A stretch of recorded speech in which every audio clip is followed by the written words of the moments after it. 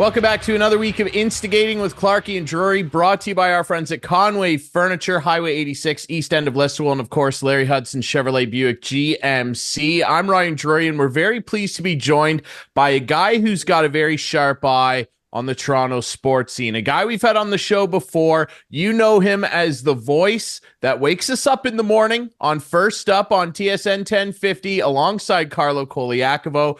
Our buddy TSN's own Aaron Korolnek. AK, how are you, man? I am fantastic. What a riveting introduction. I could not be possibly be more fired up to drop some hot takes, and the voice that wakes you up. I mean, that's quite the ringing endorsement. So I appreciate it, fellas. It's great to be back with you. And I love your t-shirt. Hello, is that a Lionel Richie t-shirt? Because I'm a huge Lionel fan. It's a Jack Armstrong teacher. Really, what I love more is your hat, Clarkey, as a passionate supporter myself. Yeah. I probably should go get my own Argos hat. Big game tomorrow night down at BMO Field with the Argos and the Alouettes. Absolutely. And I always said I was not getting an Argo hat until they went back to the boat logo. And they did, and I love it. It was always the best logo, and it is the best logo. And I thought, I'm going to buy it. I'm going to buy a hat. So there you go. Yeah, 2-0 Argos. Absolutely. The Argos off to a great start, and we're going to dig into that because, of course, everybody waiting to see if they can recover and rebound from the torturous end to last year, obviously, where hopes were very high for another championship. But let's turn our attention right now to a team that, I mean, you talk about the aching wait for a championship, and that's the Toronto Maple Leafs. And a bunch of them, I'm sure, maybe tuned in to watch the Florida Panthers, another first-time winner, skate around with the Stanley Cup before they could. And AK, when you reflect back on this Stanley Cup final and the journey both those teams went on, and you kind of tie it into what the Leafs have not been able to do, what did maybe some of the Leafs maybe watching take away from what Edmonton and Florida just did? And what do you think the Leafs need that those teams have? Well, I mean, I think first and foremost, Edmonton and Florida are built in very different ways, right? Edmonton has McDavid and Draisaitl and Zach Hyman and Evan Bouchard, their best players performing as their best players. And not only as their best players, but performing as the best players in the entire National Hockey League. That's something the Toronto Maple Leafs best players just simply have not done throughout their careers in the Stanley Cup playoffs. So you have that for Edmonton, where, again, McDavid and Draisaitl, 3 and 4 all-time in points per game in the Stanley Cup playoffs. There's a reason they've won so many playoff games, and it's in large part due to those two individuals just dominating, which is what they're capable of doing both the regular season and the postseason. And you look on the other side with the Florida Panthers, I mean, a team that is just built remarkably well. From the net out, Bobrovsky a stud. They have stud defensemen. They get Gustav Forsling off of waivers, and the guy becomes one of the top 10, 15 defenseman in the NHL. Ekblad, a first overall pick. They've just done such a good job of team building. And you look at up and down that lineup, the forward groups, they're deep down the middle on the wings. It's just a complete and comprehensive hockey team. So I think as far as team building, Florida and Edmonton, different, but that's what's going to happen when you pay McDavid 12.5, Draisaitl $8 million. Now that's not going to last forever, maybe one more year. We can get to that a little bit later. But for the Leafs, what can they take away? I think it's pretty simple. They pay guys like Matthews, Nylander, Marner, Tavares, for now anyways, exceptional amounts of money. And those guys just haven't been living up to their salaries in the postseason. And when you allocate this year $47 million to 4 forwards and they aren't the best players in the playoffs or amongst them, yeah, you get the same result every year, which is a first round or, in the case of last year, a quick second round departure. I think we want to dive into the Leafs a little in a bit, but let's talk about that Stanley Cup final. What a wild ride it was, going 7 games. After the first 3, I picked Florida in 5. I thought, I had it made. You're a betting guy. How did your roller coaster go? Did you put a lot of shackles down along the way? Well, I did have an Edmonton future from the beginning of the season, so that was something I had abandoned, just like everybody would abandon a team that's down 3-0 in the Stanley Cup final. No team had come back to win or come back to force a game 7 since 45, come back to win since 42. So I had no hopes, but lo and behold, McDavid takes control, 8 points in those 2 games, games 4 and 5, and Edmonton all of a sudden makes it a series. Game 6, they bring it back to Alberta, they win that game, and all of a sudden I'm sitting there, oh my God, maybe I actually have a chance to cash this ticket. And we know what happened in game number 7, but it was wild. And I think the Conn Smythe voting was perhaps the most interesting betting aspect of the final, where think about after game 1 or even game 2 and 3, Bobrovsky or Barkov were virtual locks. And then McDavid just explodes the 42 points in the Stanley Cup playoffs. Ultimately, it goes to McDavid in almost unanimous fashion when it's all said and done. But the betting odds at the end of game 7, when Florida had the lead, it was almost a close contest between McDavid and Sasha Barkov, which actually turned out not to be the case. It was actually a foregone conclusion. So yeah, betting-wise, I thought that was a really interesting Cup final. Now we look ahead to next year and even some of the awards that are coming out. Of course, the NHL draft to come as well. So always stuff to bet on when it comes to the NHL. When you look at the run that Florida went on, and you talk about that Conn Smythe voting, and it made it so difficult with what McDavid did. I mean, the 4th highest point total ever in a playoff, and he broke the assist record as well. And it puts voters in a pretty tough position, obviously, and there were plenty of guys on Florida that were deserving too. Did you agree with McDavid getting it in a losing effort, especially when he had no points? That was a big talking point in game 6 and 7. Game 6 didn't even have a shot. Did you agree with a losing player getting it? Because that was a hotly debated topic. I know you and Carlo talked about it, and the Overdrive guys talked about it quite a bit. Hayes and Odog, they were in a pretty heated argument over this. He's just the 6th player overall ever to do it on a losing team, and just the 4th in the modern day NHL, that's post-draft era, to do it. Did you agree with it, and what would you have done maybe?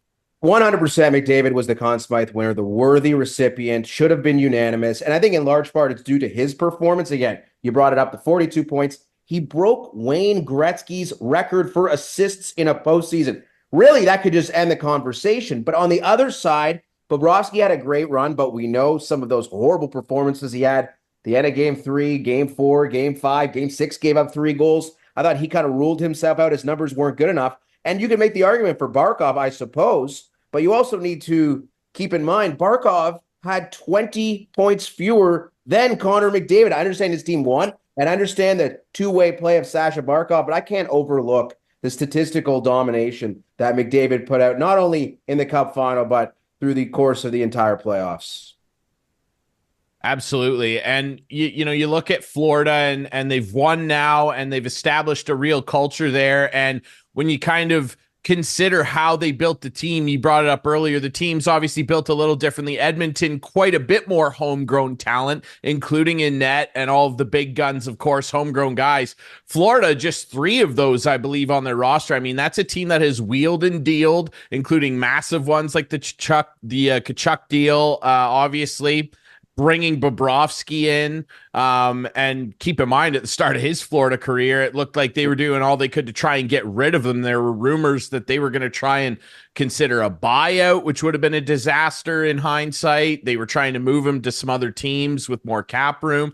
They end up keeping him. And when you look at him specifically, Clarkey and I have talked about this. We had John Lazarus from NHL Network on last week talking about this, and I've had arguments with quite a few people about it. I love Sergei Bobrovsky. I love his resume even more so now, and I loved it before. And I felt he was a Hall of Famer before this Cup win. That was my opinion. I think he's a lock Hall of Famer now, AK. Over 300 wins, 2 Vezina trophies, got nominated for the award again this year, didn't win it, obviously. I think this guy could walk into the Hall of Fame tomorrow. Your thoughts? Yeah, I'm totally with you. I don't think there is any type of debate anymore. I think perhaps if they had lost in game 7, it might have been a better piece of debate. And I don't know how you would possibly argue against Sergei Bobrovsky. His resume is virtually unimpeachable now. The back-to-back Stanley Cup appearances, the win. Again, he was right in the mix for the Conn Smythe right until the very end. And the 2 Vezinas, and he's far from done. I mean, this guy's got a long runway here on an amazing hockey team that's going to pick up a lot more wins and probably a lot more playoff victories as well. Bobrovsky's in, and I know a guy like Curtis Joseph isn't in, but again, Cujo didn't win Vezinas. Like, it's a different type of debate, and I think it's a lot of longevity. And when it's all said and done, I think Cujo and Sergei Bobrovsky will have a similar number of wins. And you can go back and relitigate the Hall of Fame debates with so many different guys, Alexander McGillney versus whoever who's not in, or Keith Tkachuk or Rod Brindamore versus guys who are in. But when it comes to Bobrovsky, I don't really see how you'd conjure up an argument against his Hall of Fame case at this point. Mm-hmm. Yeah, for I sure. completely Okay, let's agree. get into the Clarkey? Leafs, Ryan. Ryan, it's time to get into the Leafs. It's time. Okay, AK, we have you on this show because we love your Leaf takes.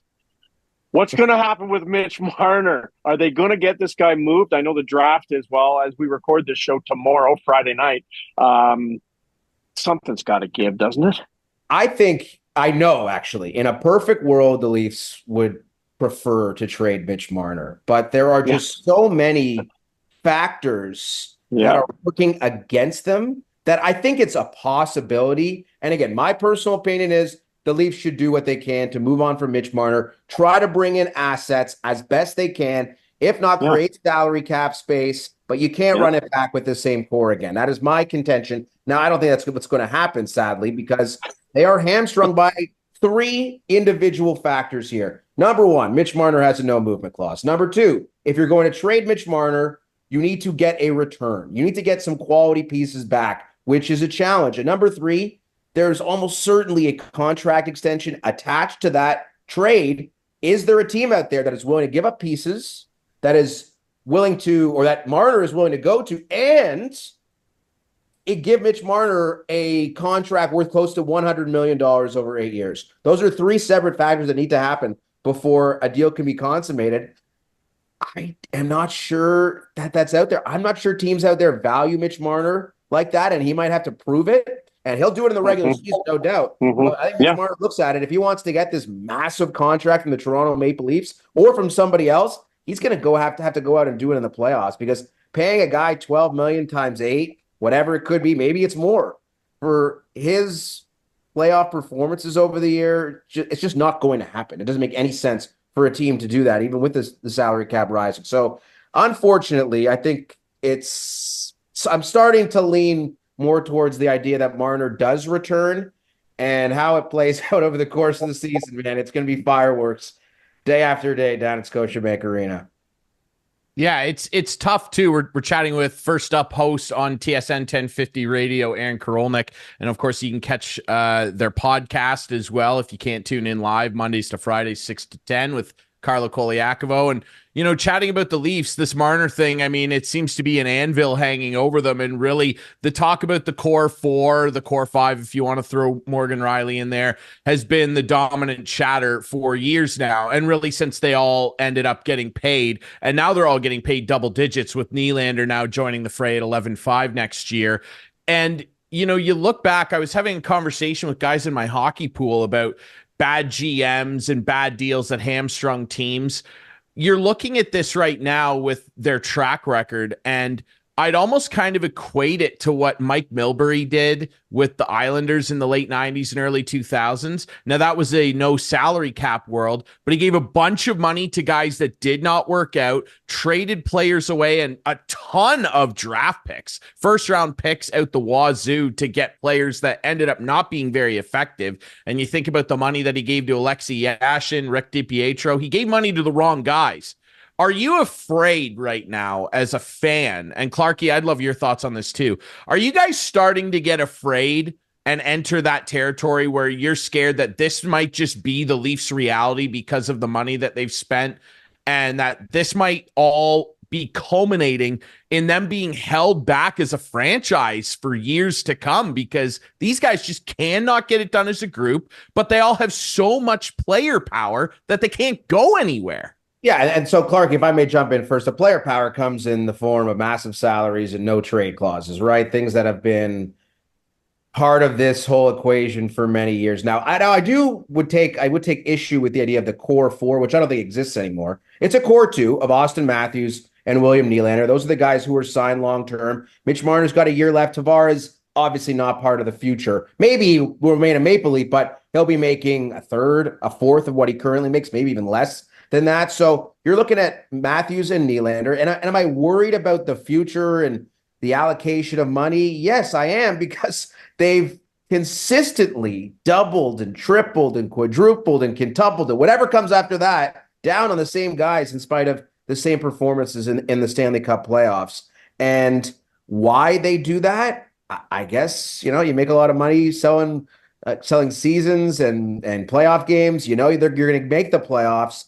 And you don't know if you trade Mitch Marner for a couple of depth defensemen in a first-round pick, which is probably the return you're looking at, then your team might not be nearly as good. You might not make the playoffs. Who knows? So I think that needs to be factored in. But I think the Brendan Shanahan tenure, you're talking about a decade now, a decade of this, where they won one round in 20 years, haven't won a Stanley Cup since 1967. I mean, you would think at some point something would change, but I think you're looking at this season as a run it back year with a different coach. And that's the big changes that they were talking about. Craig Berube, it's on his shoulders to figure out a way to get them over the hump. And is that a fair thing for a coach? Absolutely not. So we'll see how it plays out. I'm hopeful that they can find a way to make some kind of Marner move and make some kind of tangible change to the roster. But simultaneously, I'm skeptical that it happens as well.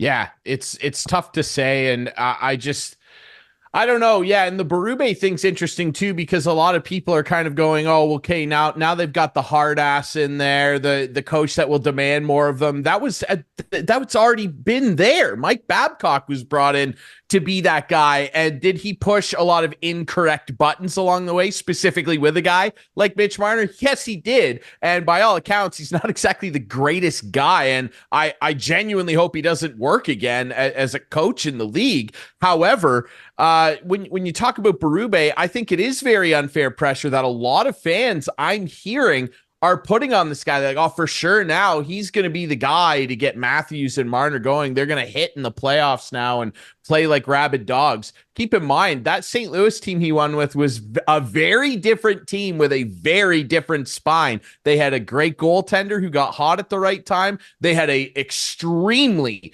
talented defense core, which this team just does not have. And that's the big thing going forward, AK. The back end of this team, the top end talent's there. They're going to have to plug some holes in that top six and the bottom six. Yes. But that back end, I went into last year talking to Clarkey. I hate it. I still hate it. And the goaltending is a huge question mark too. Only Joseph Woll under contract. What do they need to try and do here? Because that grouping is just not good enough. It's not going to get it done. When we look at the two teams that just battled out for the cup and you look at their D-cores, this Leafs D-core is universes away from being that. Yeah, no, you're absolutely right. And my man Carlo Colaiacovo is steadfast in his belief that Chris Tanev will be a Toronto Maple Leaf on July the 1st. Does that solve what ails the Toronto Maple Leafs? So you have a top four of Riley, Tanev, Simone Benoit, Jake McCabe. Your third pair is Liljegren on the right side and maybe Joel Edmondson. Is that good enough for you? Maybe.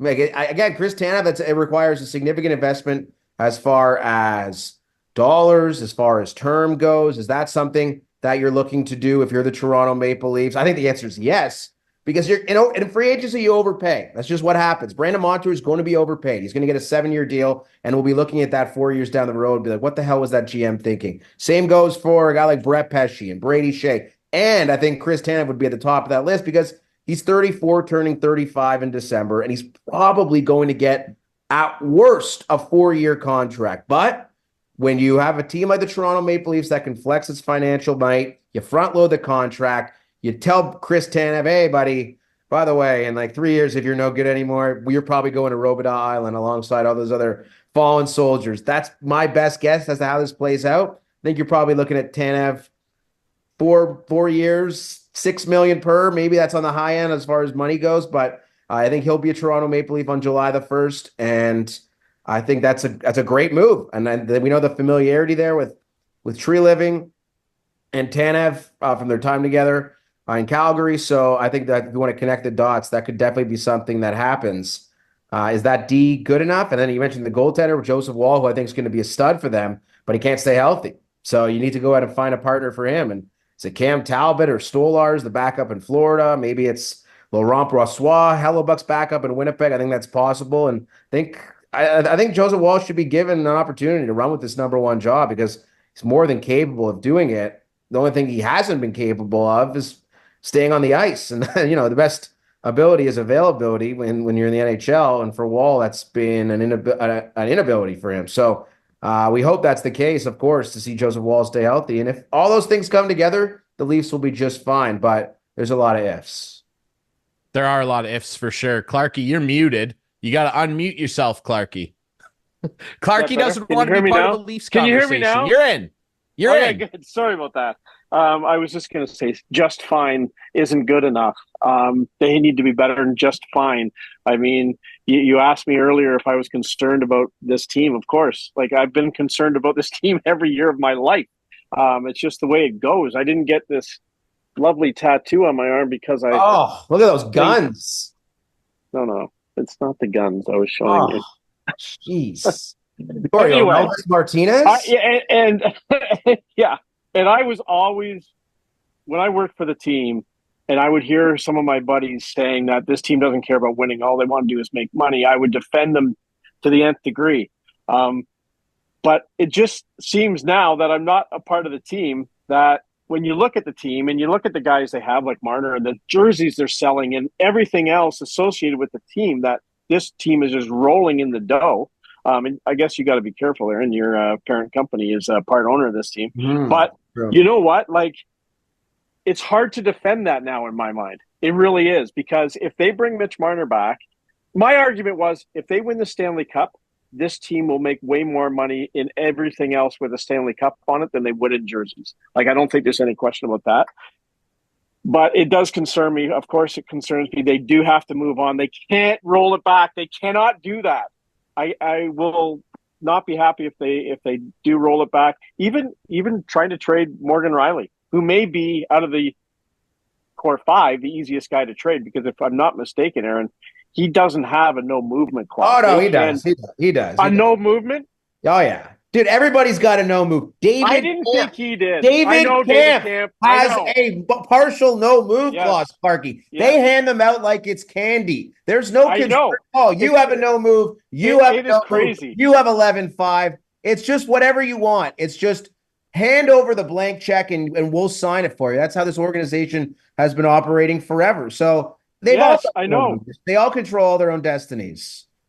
Yeah, I just don't get it. I don't get why they have to do that, but it just seems like they do. They just think they do. And I guess at the end of the day, you know what? If they can move Mitch Marner now and get a good trade out of it and bring a good prospect back. I read on Twitter the other day there was a deal done with Utah. No, that was nonsense. But I will say, here's one thing about Marner. And there's this thought, someone, I can't recall exactly who it was, someone more legitimate than the no-name person who works for a fake publication that tweeted out that Mitch Marner rumor that was completely false. Oh, but the Leafs should offer Marner a contract extension, but they shouldn't give him a no-move clause. And I'm like, oh, yeah, that's what Mitch Marner's going to go for. Exactly. Mitch Marner's going to accept that. Yeah, sure. That makes a lot of sense. When you give everybody else everything, the next guy in line's going to want the exact same thing, and rightfully so. Mitch Marner should be commanding a full no-move clause, and at the bare minimum, what William Nylander got from the Toronto Maple Leafs last year. All that money up front, $16 million hitting your bank account every July 1st for 5 years. Does life get any better than that, Clarkey? Much like yourself on July the 1st, just 4 days away from that $16 million in your bank account. So it's comical, I agree. But at the same time, they've got 1 year left of Marner, 1 year left of Tavares, and I think the latter is probably more pressing in that at least Marner is still a great player. And say what you will about his playoff performance, there's no doubt about it. Tavares, and you know what'll happen? He'll go somewhere. He'll go somewhere and get 40 points in the playoffs and lead a team to the Stanley Cup. That's just a Leafy thing that would happen. Yeah, you're not wrong. It's true. Yeah, well, he's a good individual player that could fit in. Well, I mean, we watched Phil Kessel do it, similar type of narrative, and that was on a team that was set up very differently in Toronto. Let's be fair here, but he is talented enough to be part of a championship winning team. We watched Nazem Kadri do it as well, a guy that I feel like they never should have let go in the first place. I don't know. It's a tough call for sure. We'll take a quick break. When we come back, lots more to touch on with AK, including the vibe check overall of the sports scene in Toronto. It's dark right now. Like, we're talking about the Leafs and everything. At least there's some optimism. They're going to make the playoffs next year. The other teams around the city, other than the Argos, not feeling awesome right now. We're going to talk about that next here on Instigating.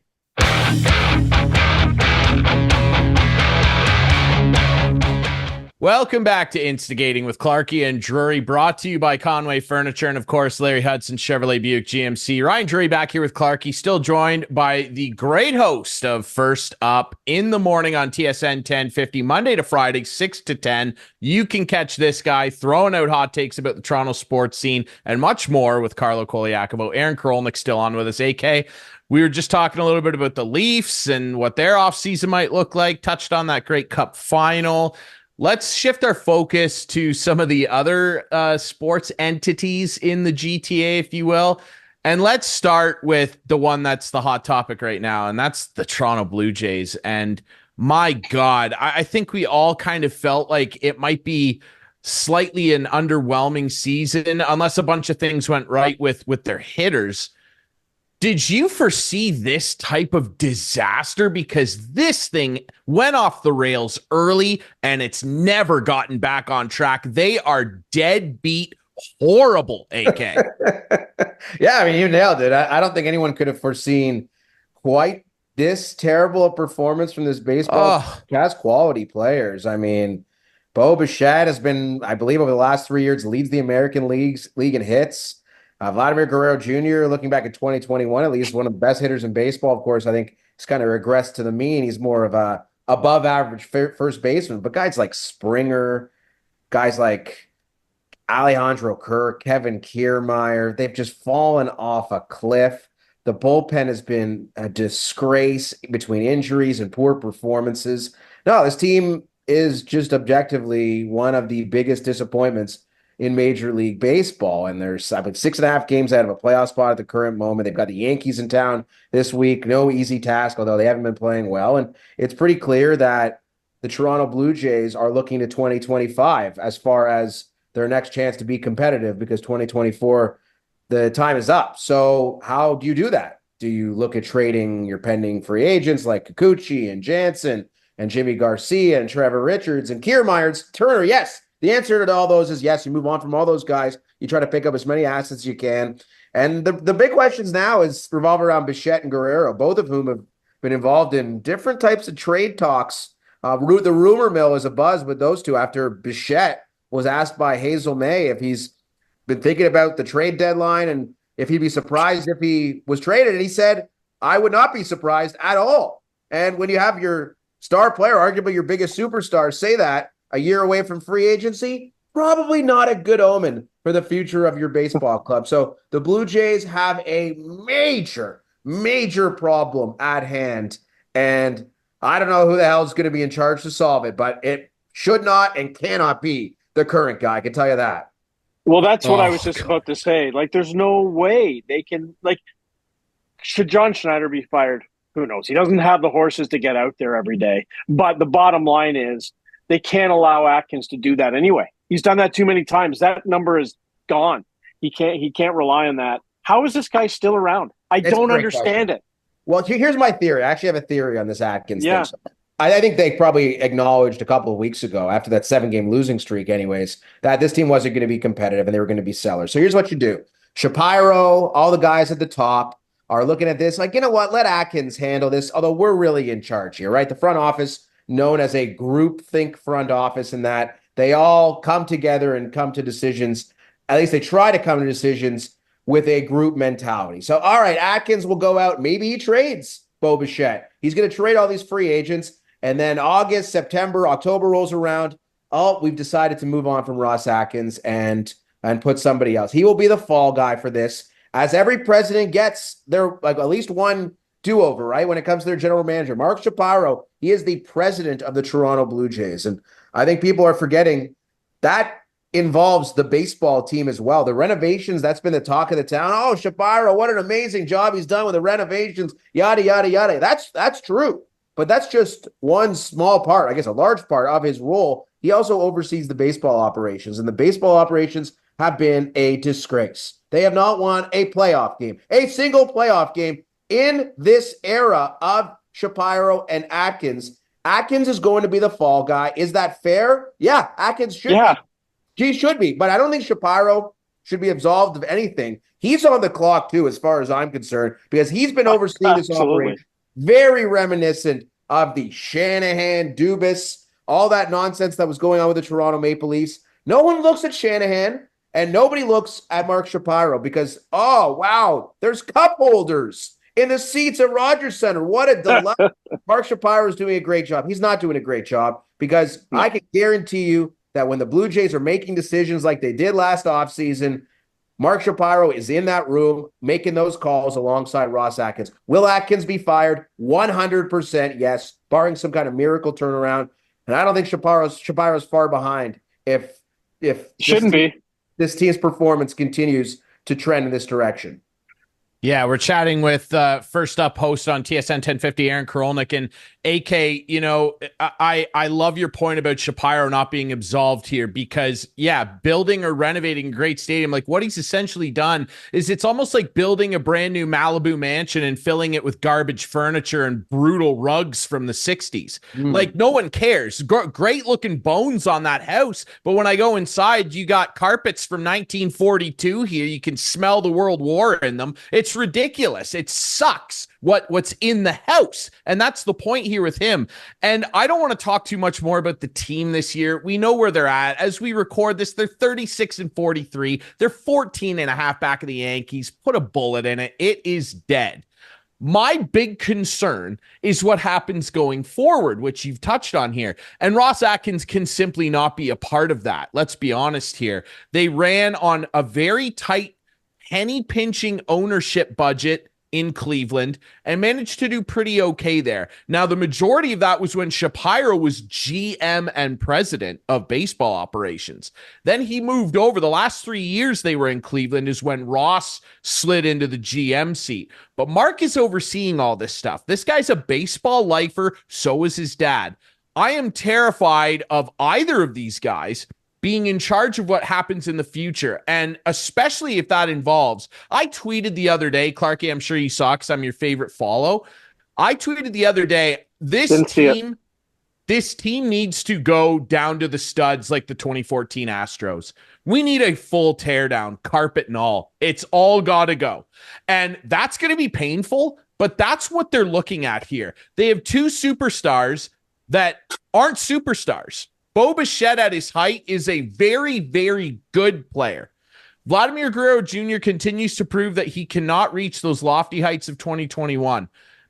Gun to my head, if they were to keep one of them, I guess I'd keep Vladdy just in case that power comes back. But when you look at going forward, when a team like the Yankees struggles like they did last year, look at the bounce back because of young players that are coming up through their system, like Anthony Volpe, like Yason Dominguez, and guys like that. Still have a great farm system. The Dodgers spend lots of money. Great farm system. The Jays farm system is an absolute joke, and it actually might be the worst aspect of their franchise. It was ranked as high as 7th in 2021. It is ranked 24th. A team spending that kind of money that, keep in mind, built a brand new $210 million development facility in Florida. What are they developing down there? Absolutely nothing. These guys can't be in charge of trading your best players for great prospects and trying to develop them, AK. It simply cannot happen.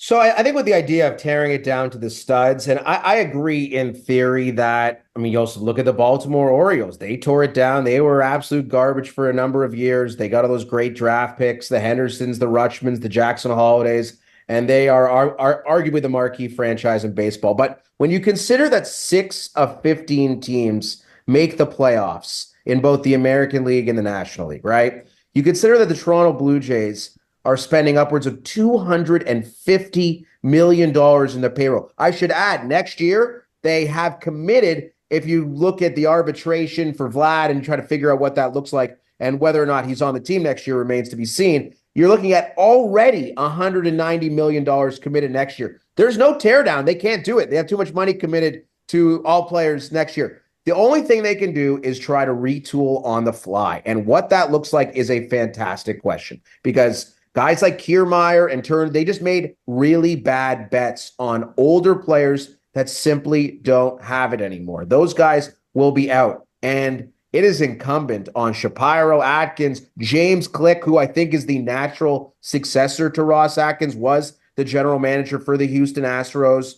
and is in the Blue Jays front office right now. As soon as James Click was hired, a lot of people around the team were saying, that's your next GM following Atkins. Now, is that sufficient as far as a different voice in the room? Probably not, because James Click, I can tell you right now, is contributing to every single discussion they're having on this baseball team now, and the same discussions that were had in the offseason. So if you're looking to be satiated as far as a complete culture shift within that front office that starts at the top, it's got to be Shapiro and everybody involved there. I don't think it's going to happen. I do think Atkins will be relieved of his duties. I think essentially they threw him out there on this Thursday afternoon on June the 27th, and he was made the sacrificial lamb for this season. And I think it's become pretty obvious that he will not be around for that much longer based on the way he was kind of thrown to the wolves today, to the media, taking accountability, saying it's all on him, which it's not, I should add. It is not all on Ross Atkins.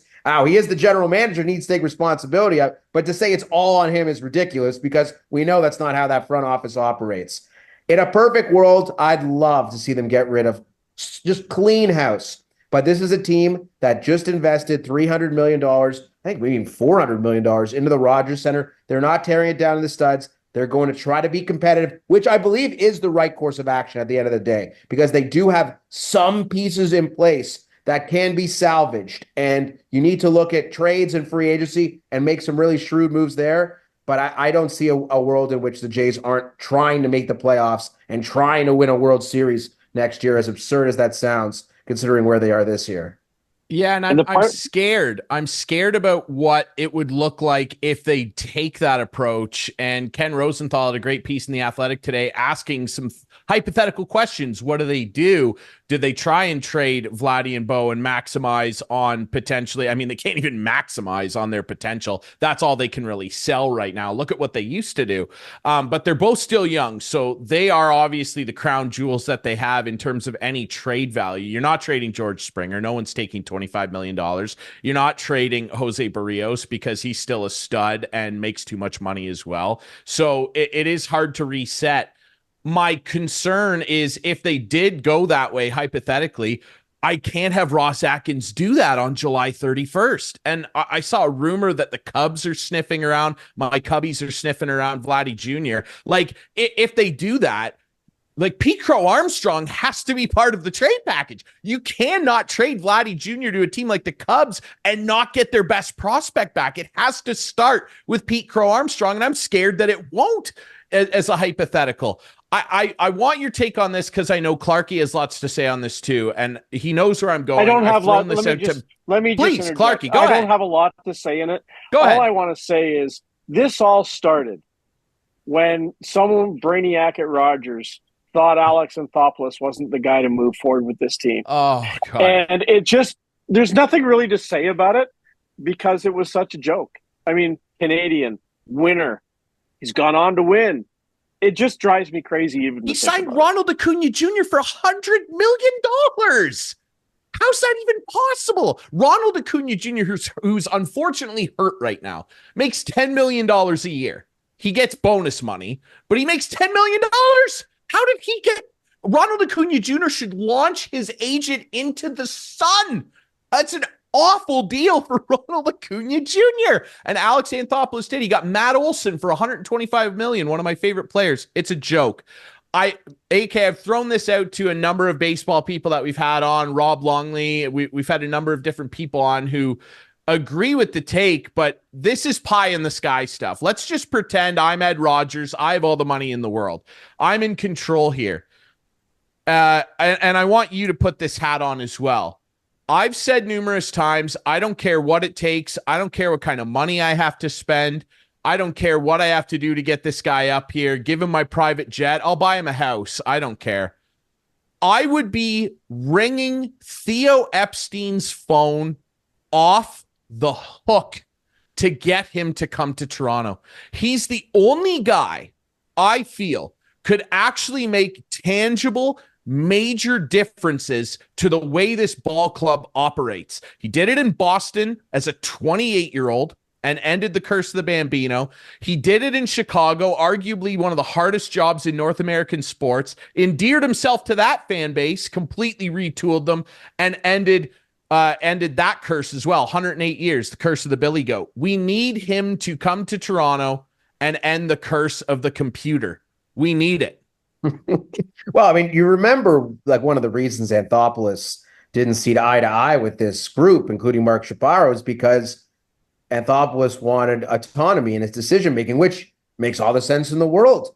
A manager should have autonomy in his decision making. So if you think Shapiro is going to be like, sure, Theo, come on in here, you can just control all the baseball decisions. That's just not how. That's just not how they work. So sure, in a perfect world, would I love Theo Epstein to replace Mark Shapiro, run everything under the sun when it comes to the Blue Jays? Absolutely. Do I see that happening? I don't. I think Shapiro is very much ingrained in the Rogers organization at a very, very high level, managing an enormous financial responsibility with both the baseball club and the Rogers Center. And by all accounts, there could be a lot more stuff down the road or in that area with the Rogers Center. Some of the stuff that has been discussed around the COVID times about the potential of development around there, different neighborhoods, which I'm sure Shapiro will be tasked with as well. So there are so many people I think are better equipped to handle a baseball team than the current gentlemen who are in charge of this baseball team. But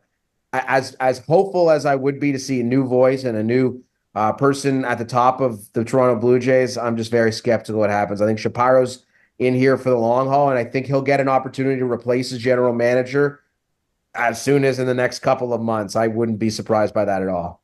I'm skeptical too. It's pie in the sky stuff. This is me being a dreamer. They call me a dreamer. Yeah. And if my dreams could come true, Theo would be number one on my list because of how transformative that guy is. I mean, look at his track record, and Shapiro in a boardroom with Ed Rogers and the rest of the ownership group. I don't know what he can lean back on other than saying we put cup holders in. That makes a tangible difference. This baseball team absolutely categorically sucks, and they are sucking the soul out of that great fan base. And on that note, I want to ask you, what's the general vibe check on the Toronto sports scene right now, AK? You're a fan, you host a great show, you're friends with fans, you work with other fans. What is the vibe like in the city right now? Oh, it's terrible. It's terrible. There's very little redeeming qualities when it comes to Toronto sports. Consider everything we just talked about with the Leafs.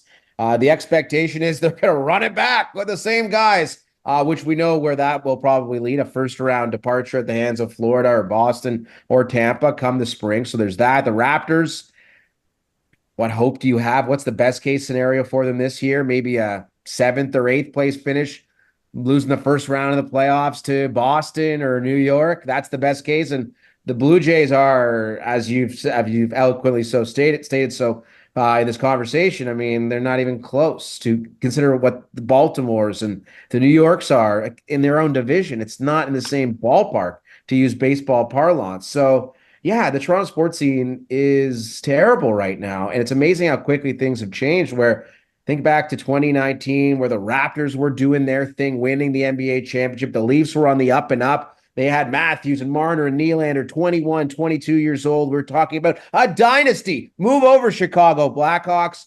It's Marner and Matthews, the new Taves and Kane. We know how that's played out. At least the Argos are 2-0. Unfortunately, that's right. That's right. Before we let you go, let's talk about the Argos. I mean, Chad Kelly obviously suspended.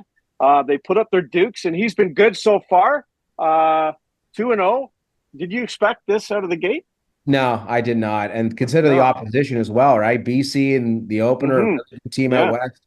And the win over the Edmonton Elks following the bye was a really impressive one, where they outscored a very potent offensive team in the Elks. I don't think the Toronto Argonauts with Cameron Dukes win the Grey Cup. I don't. And this is no disrespect to Cameron Dukes. I just don't think he's at the caliber of quarterback that Chad Kelly is when he's winning the most outstanding player in the entire league, right? Leading a team to a 16-2 record. They didn't lose a game that Chad Kelly started and finished last year. So that just speaks to the quality of a player he is. And I understand in the East Final, he had arguably the biggest individual choke job in the history of Toronto sports. And that is not hyperbolic. The guy had 5 turnovers on his own. That's about. But I guess we found out afterwards he had a little bit going on. Yeah, well, no kidding. He most certainly did. So if Chad Kelly returns and is able to play the way he did last year, which is, again, as good as anybody in the Canadian Football League played that position. And I think the Argos are absolutely Grey Cup contenders. But it's on Dukes and it's on the guys in place right now to keep them around 500 until Kelly comes back, and you hope they just hit the ground running. And I know, honestly, hopefully I'm wrong, because I love this Chad. I love this Cameron Dukes story. And if he was a guy who could, somehow go 8-1, maybe the Argos do reconsider what they have at quarterback. I don't see that as a likelihood, if not a possibility. Again, Kelly's an unbelievably talented player, and I think the Argos would be very, very happy to get him back on the fold. But huge kudos to Dukes and everything he's been able to do so far. You don't think they're going to move on from Kelly because of this, do you? No, I don't. No, I don't either. I think he'll be back. I think he's serving a very significant suspension for what he is alleged to have done, and he's paying for it. And if I don't know exactly the specifics, but Chad Kelly's missing half the season. Season. No one can say that the suspension wasn't a stiff one or wasn't harsh enough, because it's very rare you see suspensions in any sports for half a season beyond steroid use or anything like that. And what he was accused of is not exactly the most, glamorous thing. I don't know, probably a poor choice of words, but it's not a flattering thing. Let's put it that way. But yeah, it's not a criminal thing either. And he's going to pay his debt to the Canadian Football League for those 9 games. And I think when he's able to return, he will for the Toronto Argonauts. Yeah. Yeah, absolutely. AK, I want to ask you quickly as well before we let you go. You're a betting man. You throw plenty of ideas out there for the wagering world, if you will. What are some early bets that you would feel comfortable making about this CFL season in general? So the CFL season in general, I think a team like Saskatchewan's really interesting right now, and their odds have really shortened after they've had an amazing start to the season. But you look at West, Winnipeg looks awful with Collaros. They haven't won a game yet. The injuries are just piling up on both offense and defense for them. BC's defense looks terrible. They're getting lit up week after week. I think Saskatchewan, led by Corey Mace, the former defensive coordinator for the Argos, that's a sneaky team right there. They've got a really quality quarterback in Trevor Harris, a good defense, really nice offense. Looking at them to win the Grey Cup, I don't think is completely outlandish. And again, the Argos are a team that could theoretically add the best player in the league after 9 weeks, and you add him to the mix, you could find them at 6 or 7 to 1. I've heard of worse bets, and I've made many worse bets than that. Trust me, fellas. No doubt about that. How's the early golf look game? At MVP? What's that, sorry? Early look at MVP? MOP right now in the CFL. I think Cody Fajardo would have to be considered the favorite the way that he and the Alouettes have started. But Trevor Harris has had a great start to the season. Vernon Adams is on pace for more than 6,000 passing yards, something we haven't seen since, I believe, Doug Flutie in 96. So it's been a long time since anyone's been able to put up that type of statistical output like Vernon. So I think Fajardo and Adams could be the guys going head-to-head down the stretch. As for my golf game, it's garbage. It is garbage. It's garbage. I'm grinding away, Clarkey, and I need to find it because I have couple of weeks off in the month of July where I plan on teeing it extensively, and I need to get the game ready to go. Well, listen, Clarkey. Standing invite to Listowel Golf Course. You and Carlo should come on up, and Ryan and I will host you guys there. Carlo can bring his fishing rod. There's lots of water on the course, too. Lots of little ponds. There is. Yeah, so there you go. Let's get you guys up here. All right, duly noted. I appreciate the invite. You know what we'll do, too? We are very good friends with the now defending PGA Canada Senior and Super Senior Champion of 2024, Ian Doig of the Ian Doig Golf Academy. We'll get Doigy down. We'll get you some lessons, AK. We'll walk you through some things. Let's go. He would do that. Doigy, do that. Help me. Doigy needs to figure out my driver. It's two-way. He would do it. We push it right. We snap it left. I don't know where the hell it's going. We'll spend an hour on the range first. We'll spend an hour on the range, then we'll play around. Just tell us the day. I can't wait to see you at Listowel. Done. There you go. We'll set it up. Absolutely. He is Aaron Korolnek, host of TSN 1050's First Up alongside Carlo Colaiacovo. You can catch the show every morning like we do, and you should too, especially if you're a Toronto sports fan, Monday through Friday, 6 to 10 in the morning. AK, we can't thank you enough, brother. Thanks so much for doing this. My pleasure, guys. Always a blast to be with you. All right, we'll take a quick break. When we come back, Clarkey and I have to hand out our weekly award. You know what time it is, the Conway Furniture Couch Potatoes of the Week. are coming up next here on Instigating.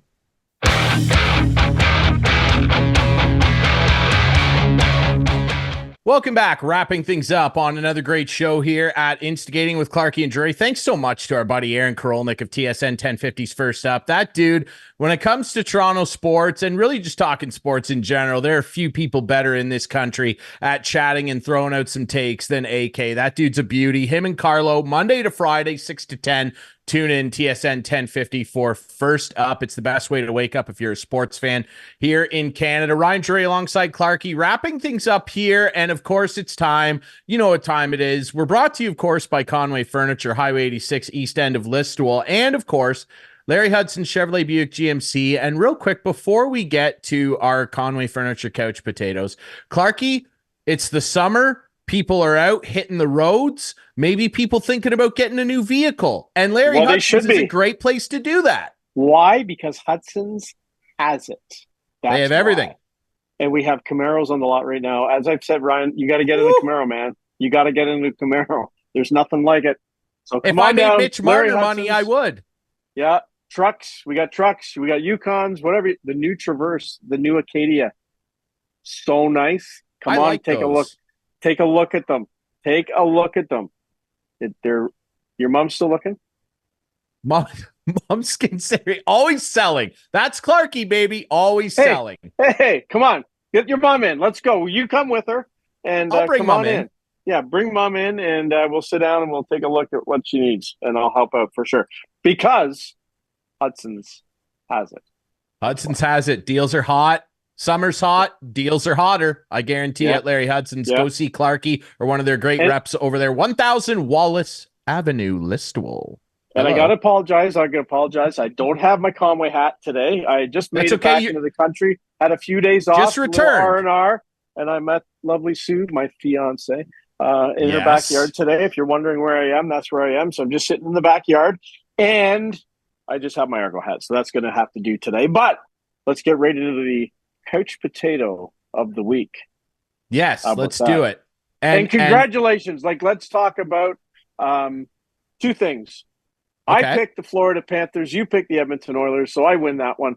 I got to admit, we watched a couple of games together, and I wanted the Panthers. And then when they got to Game 7, I kind of was pulling a little bit for the Oilers because I thought it would have been a great story. And as I said to you that night after the game was over, I've put up with a lot of pain and anguish in my sports watching life so far. I don't think there's anything worse than what Edmonton did. Coming back from 3-0 and forcing Game 7 and then losing, it just had to hurt big time for all those Oiler fans out there. Unbelievable pain. You saw all the fans at the arena. And I tell you, it had to be just heart-wrenching to lose that game. But congratulations to the Florida Panthers, and that brings my couch potato. And two guys I want to focus on today, because two guys who I got to know, and yes, I'm going back to my Leaf days, like I love to do. Yes. But as I've told you on this program before, I really, really appreciated Paul Maurice. When I worked there. Paul was such a genuine good guy, just real good guy, treated me very nicely. I would, literally 2 minutes before a hockey game, text him or email him about lineup changes, and he would always return. I'm like, this guy's got to be just getting on, walking onto the ice, and he's returning my text. Anyway, great guy. Congratulations to Paul Maurice. And when he lifted that Stanley Cup above his head, that was sick. It was sick. Again, you and I were watching that together, and it was really, really a great moment. And there's Bryan McCabe, who's with the Panthers organization, and my daughter Amanda, who he was always accommodating to. Came out and chatted. This is in Detroit at the alumni game. When the Leafs were there, it must have been an alumni game, right? He wouldn't have been playing on the team at that point. It was an alumni game. Not back in 2014 for sure. Alumni, yeah. So he was on the alumni game, and I said, "Hey, do you mind just coming out and getting a picture with Amanda?" And he's like, "Yeah, no problem." So he did. He came out. Just such a good guy. The Overdrive guys love his yellow teeth. but we won't mention that today. Yeah. They have fun with McCabe, though. But congratulations to those two guys, Bryan McCabe and Paul Maurice, on winning the Stanley Cup. Yeah, Next year, well deserved. Maybe I'll be congratulating Craig Berube on his second. That would be nice for you, for sure. No, congrats to them. I think everybody was happy to see Paul Maurice raise most games and wins without winning the cup ever. Finally puts an end to that. And that was almost a spiritual moment when he got the cup, right as he was about to do an interview too. And Spencer Knight came over and said, no, coach, it's something a little more important. And that was great to see him lift that. That was such a great moment. Really, really cool. My couch potato is a little more dour, if you will, a little bit more on the dark side. And we didn't bring this up. It was lightly touched on with our friend Aaron Korolnek. But just when you think this Blue Jays season can't get any worse, something like this happens. Adam, throw it up. Their number one prospect, outside of Ricky Tiedemann, who's a pitcher, Orelvis Martinez, comes up, doesn't get into the lineup for the first couple of games, finally gets in for what he played, 4 games, and then immediately at the end of last weekend, it's announced that he's suspended for PED use. So he's going to be suspended 80 games. This is the most Jays thing ever. This franchise is like self-cursed. It's the computers, it's the drafting, it's the bad farm system, it's the lackluster roster, it's the brutal hitting that doesn't improve. And now this was just the last possible thing they needed to have their number one outfield prospect be tagged with PED use, and he had a real weird excuse that he was on this fertility drug that he wanted to keep private. It's got to be the truth.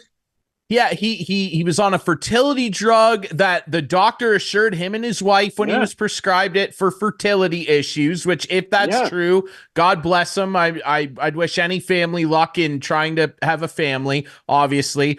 But the doctor, he said, assured him there wasn't anything that's a banned substance. And he was forthright saying, I should have told the team. And he didn't tell his team doctors, which is always a problem. So if it's true, one of two things is true here. He's lying or he's really dumb. And that's not good either, Clarkey. No, I think it's the doctor misremembered the ingredients. That's what I think. Yeah, for sure. I don't know, man. That's just not the news they needed. You know how I feel about this. You know how I feel about all this. Every time I hear it. Yeah, okay. Okay, good. Yeah, sure. Chris Colabello. Sorry, I don't believe it. I know, and I understand why, because of baseball's shady past. I completely understand why, Clarkey. Really quick, producer Adam, you know what to do here. We are sponsored. That was our Conway Furniture Couch Potato. And in case you forgot where Conway Furniture is, Phil Maine? Conway Furniture, Highway 86, just east of Listowel. That's right. Easy to find. And when you go in and you visit our friends at Conway Furniture, by the way, maybe you're going in there and you'd like a new couch to become a Couch Potato, be part of Couch Potato Nation. We should make some shirts, Couch Potato Nation, and we'll put our heads on some Mr. Potato Head bodies maybe. And when you go in there, maybe you want a new couch, new love seat for mom, who knows? Maybe you want some new kitchenware, a brand new kitchen table, lamps, lots of things in there. It's not just all about the couches. When you go in there and you look at the price, it includes HST and delivery. Thank you very much. And Clarkey is Are we done? Oh, wow. Yeah, it's time. Have a good week. We'll see you next week. Hey, Clarkey's about to do what the Toronto Blue Jays have done all year. A cannonball into nothingness. There he goes. Clarkey is gone. What an exit. Ladies and gentlemen, thanks so much to Aaron Korolnek of TSN 1050's First Up. Thank you so much for watching the show. Remember, you can watch this show Friday nights at 8, Sunday nights at 9. I'm jealous of Clarkey there. With our friends on Whiteman TV, that's channel 6 for Whiteman subscribers. Remember, we debut on our YouTube channel Friday nights at 9. Follow us on social media at Instigating Pod. Find the podcast version on all your favorite podcast apps. Make sure you do the same for First Up with AK and Carlo Colaiacovo on TSN 1050. We'll be back next week with more Instigating. See you later.